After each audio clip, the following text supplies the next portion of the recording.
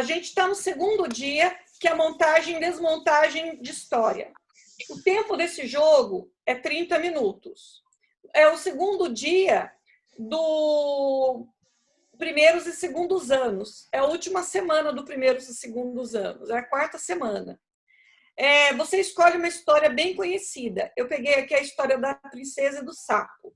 Aí o que você faz?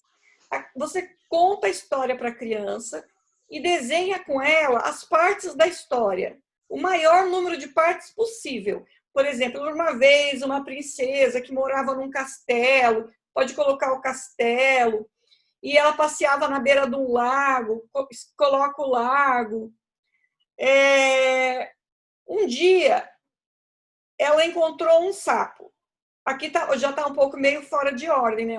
O mago é que transformou o príncipe em sapo. Então, olha, pode começar de outra forma. Era uma vez uma princesa que morava num castelo. Ela desenha o castelo. Perto do castelo havia um lago, desenha o lago.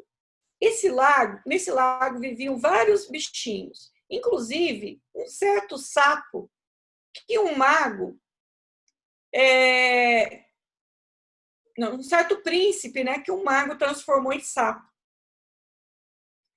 Todas as vezes que a princesa ia passear no lago, aí volta para a figura do lago, o sapo dizia: princesa, princesa, me dê um beijo. E ela dizia: credo, eu não vou beijar um sapo. Até que um dia, o sapo já estava tão cansado de pedir um beijo que ele simplesmente ficou quietinho no canto. E a princesa disse: sapo, me conte sua história, qual é o seu problema? E o sapo disse: sabe o que é, princesa? Um feiticeiro muito malvado me transformou num sapo, mas na verdade, um belo príncipe. A princesa ficou assustada. Nossa, será possível um belo príncipe aqui, nesse lago, perto do meu castelo? Aí ele virou e falou: e para comprovar essa história, basta que você me dê um beijo. Aí a princesa, pelo sim, pelo não, ela falou: que custa um beijinho? E deu um beijo no sapo. E ele realmente se tornou um belo príncipe. Eles se casaram e foram felizes para sempre. Qual a importância dessa história? A importância dessa história é que a criança da neurodiversidade, ela tem problema com a linearidade de pensamento. Então, o problema dela é princípio, meio, fim e manter um diálogo. Ela não consegue elaborar nada muito fora dos padrões, verbo e substantivo. Então, a fala para ela tem uma função, que é a função de atender os desejos dela, tanto os desejos físicos quanto atender as questões emocionais dela.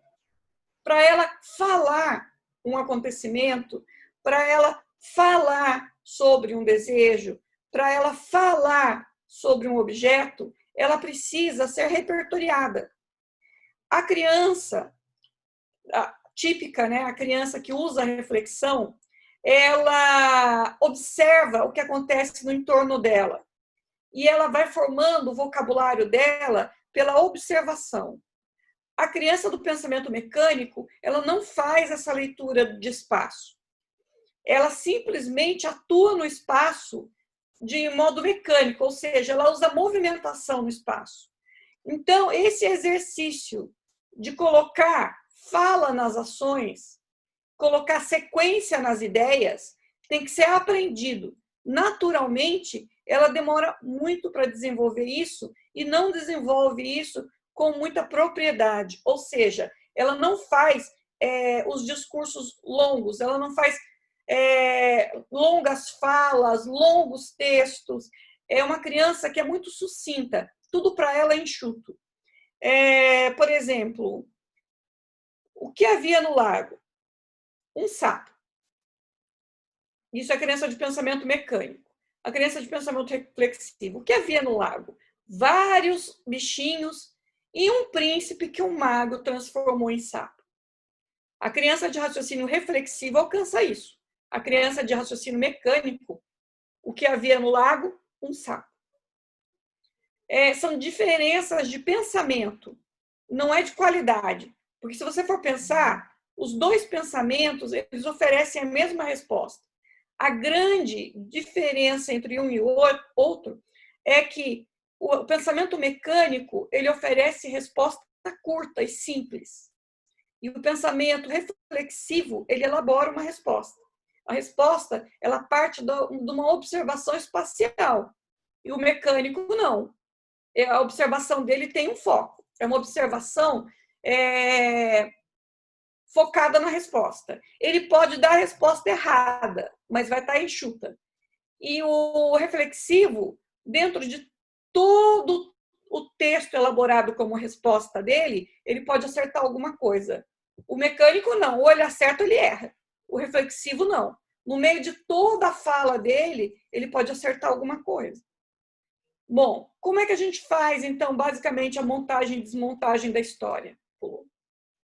Primeiro, você monta as cartinhas. As cartinhas, a gente tem um modelo num dos vídeos, que é aquele que você monta no tamanho um pouco maior, não, na verdade, o tamanho é menor do que esse. Deixa eu pegar aqui o tamanho correto das cartinhas. É aqui. Esse é o tamanho das cartinhas. É uma folha de sulfite dobrada em 6 partes. E aí você recorta essa folha de sulfite, dá o tamanho exato das cartinhas que vão ficar os desenhos. Ah, pode ser folha grande? Ele pode desenhar grande? Pode, ele pode desenhar grande. Só que a criança de pensamento mecânico, ela precisa de um espaço delimitado para ela não perder o foco dela. Então, esse tamanho de cartinha favorece a atenção. Para você compor uma história, um mínimo de 6 cartinhas, um máximo de 8 cartinhas. Se você quiser colocar o Foram Felizes para Sempre no final, pode chegar até umas 9, 10 cartinhas, mas não mais do que isso. Você monta o tabuleiro. O que é o tabuleiro? O tabuleiro, ele nada mais é do que uma linha ou uma régua, onde você vai colocar as cartinhas em ordem. Vai misturar as 8 cartinhas para contar a história e aí você vai colocar em ordem. O que acontece primeiro? Primeiro, era uma vez a princesa que morava num belo castelo. Então, primeiro é a imagem do castelo.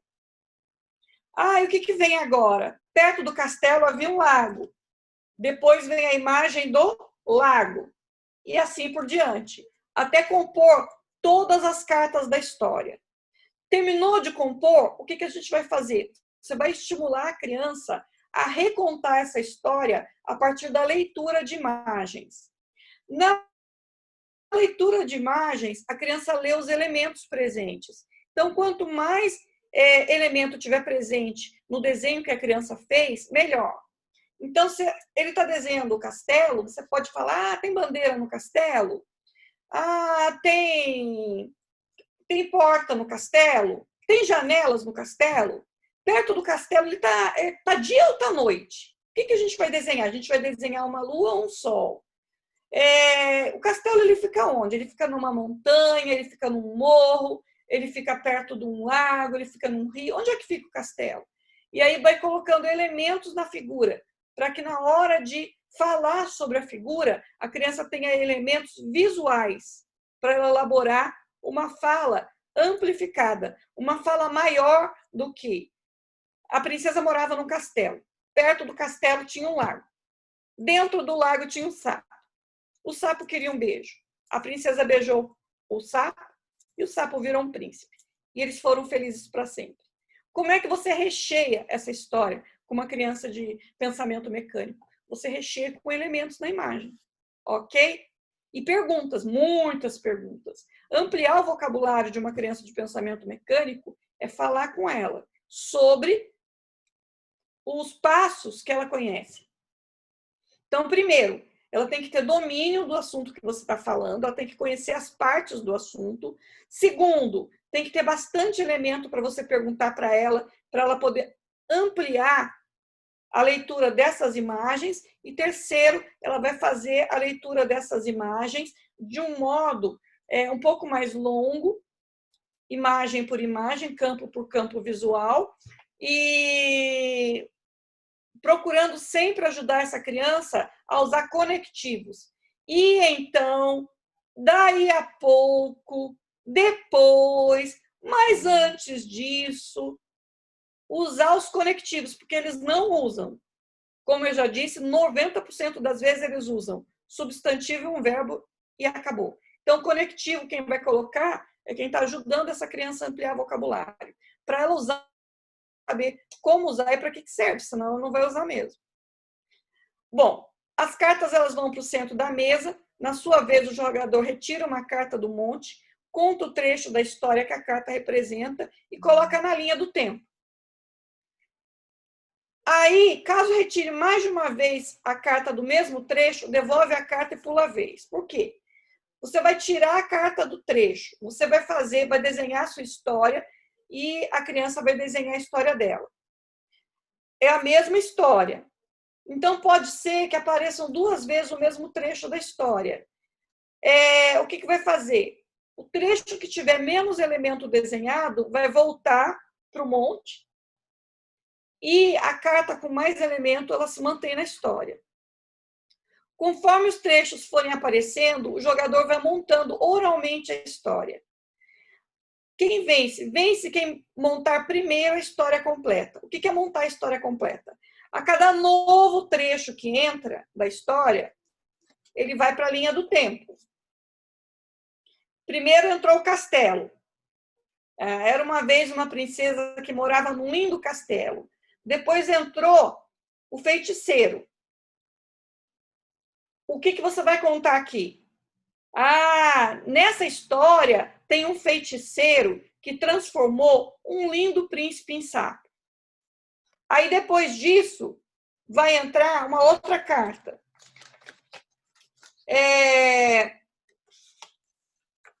Eles estão felizes. Para sempre, né? Tá a princesa junto com o príncipe. Aí, o que pode acontecer? O que pode ser dito? Aqui, o príncipe, a princesa já beijou o sapo e o sapo virou um belo príncipe. Aí entra mais um trecho. O desenho é do lago. Onde é que fica o lago? O lago fica aqui. Aí tem que abrir. Era uma vez uma princesa que morava num belo castelo que ficava perto do lago. Nesse lago morava um sapo que um mago, lembra que aqui é a figura do mago, transformou. Morava um sapo, né, que foi transformado em sapo por um mago. Ele era um belo príncipe, mas o mago, muito malvado, transformou em sapo. E aí, no final, a princesa beijou e ele se transformou num belo príncipe. Aí pega mais uma. É a princesa beijando o sapo. Conforme for entrando os novos trechos da história, vai ampliando a possibilidade as possibilidades de ampliação de repertório. E aí, quem tiver com todas as cartas montadas, quem contar a última parte é quem vence o jogo. O registro sempre através dos esquemas utilizados pelo jogador e através da observação assistida. Uma coisa que eu tenho feito que eu acho bem bacana, todos os jogos psicopedagógicos, eles começam com os 15 minutos iniciais. 15 minutos iniciais são jogos de atenção e concentração. Então, o que eu sugiro fazer? Montar um caderno para montar os tabuleiros. Então, todos os tabuleiros do jogo vão estar aqui. Todos os tabuleiros do jogo de linguagem matemática vão estar aqui. Todos os tabuleiros de linguagem oral escrita vão estar aqui. Então, por exemplo, ela vai ter uma prova, ou ele vai ter uma prova, hoje vai cair masculino e feminino.